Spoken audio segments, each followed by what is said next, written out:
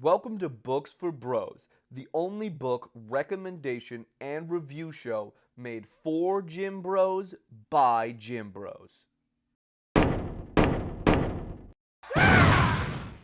I'm your host, Chad. Today, we'll be talking about the book The Long Earth by Terry Pratchett and Stephen Baxter. Now, I know it's a carnal sin to listen to a book on the first go through instead of reading it, but sometimes I like to get a sick read in the same time I get a sick pump in. Am I right? Speaking of sick pumps, a sick pump fun fact about the book.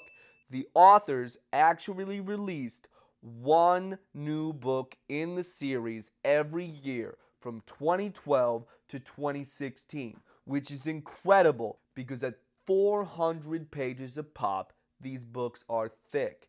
I give them a thickness rating of thick with 3 C's out of a possible 5. Plot synopsis. The Long Earth is a sci-fi fantasy novel set in a near-future version of Earth. That already puts me at about a 5 out of 10 on the Chubb-ometer.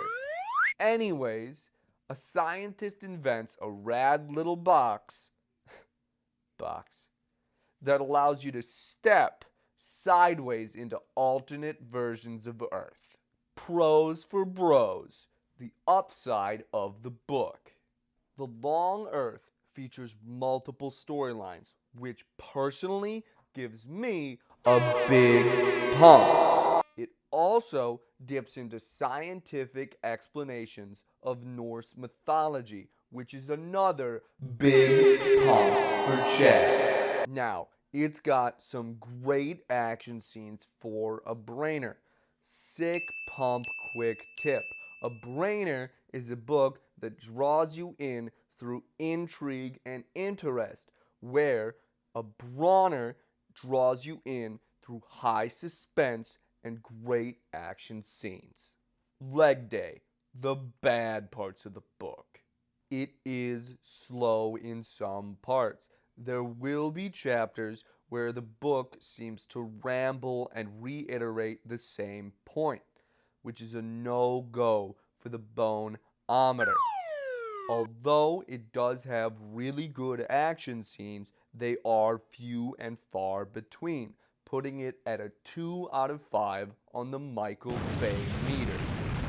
Another thing I personally thought it was missing was a good love interest.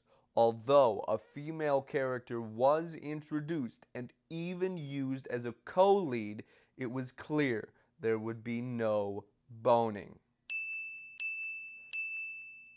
In conclusion, despite the book's slowness, lack of action, and lack of a good love interest, I would still rate The Long Earth by Terry Pratchett and Stephen Baxter a 7 out of 10 would bang.